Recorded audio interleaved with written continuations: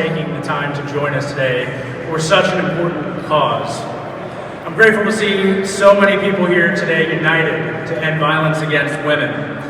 Advocacy from community members like you, groups like Zonta, our local domestic violence service center, as well as partnerships among various levels of government, is critical to raising awareness about violence, and domestic violence in particular, and putting a stop to it in our communities. Domestic violence has a wide-reaching impact, and nearly everyone knows a victim. 1 in 3 women experience physical, sexual, and stalking abuse from an intimate partner each year in Pennsylvania. 1 in 3. In 2023 alone, 119 victims lost their lives to domestic violence in Pennsylvania.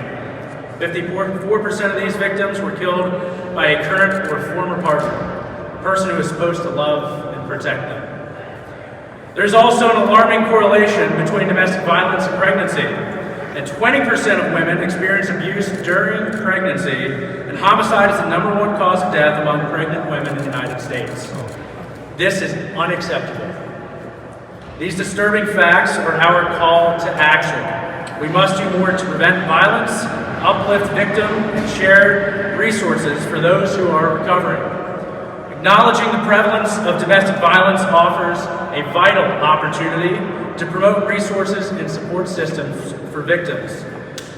As domestic violence commonly lurks in the shadows and largely remains hidden, public awareness can empower victims by validating their experiences and encouraging them to report acts of domestic violence to law enforcement before that violence escalates. And it's so wonderful to have law enforcement partners here from the 87th District in Silver Spring Township. Chief, thank you for being here today as a symbol to show victims that law enforcement can help you in these situations. Law enforcement and the judicial system do play key roles in protecting victims. In fact, it's one of the #1 pillars of our society, and something that as legislators, it's incumbent upon us to protect the most vulnerable in our society. One of these tools is PFA orders.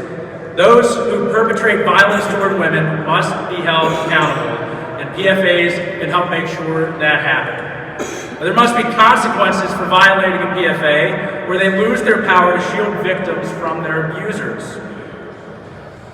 I'm honored to join my colleagues here today in co-sponsoring legislation to do just that through the Domestic Violence Task Force here to be able to increase penalties for PFAs, as well as through the Address Confidentiality Program, and working to ensure that victims can achieve their American dream of owning a home in their own communities without having to move out of state or out of town to flee from their abuser. It's time that we say today, the abuser should be the one fleeing, not the victim.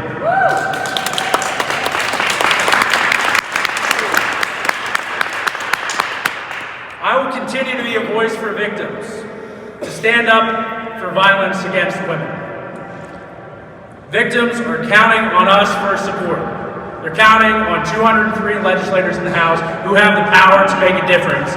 50 senators here in Harrisburg who have the power to make a difference if we stand up and if we say enough is enough. It is long past time, it is long past due to give these victims the support they so desperately need.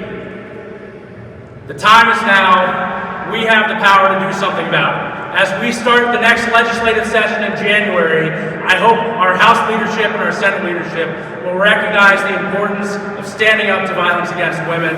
I thank you for your advocacy, and I ask you to come back here every single year, to come back, to contact your legislators, to be in their ears about getting bills scheduled on the floor for a vote. These aren't just empty talking points that we can afford to come and say at a press conference. We need action. We need you in the communities to stand up. We need each of these nonprofit partners, law enforcement, local nonprofits here today to be able to stand up and say enough is enough. If we don't stand up for victims, no one will. Our job is to stand up for those who can't stand up for themselves. Our society will be judged by our ability to do this. I believe together we can be a strong voice for women to protect their rights and to end domestic violence. Together we send the message that we will not tolerate domestic violence, against our friends, neighbors, family, and community members.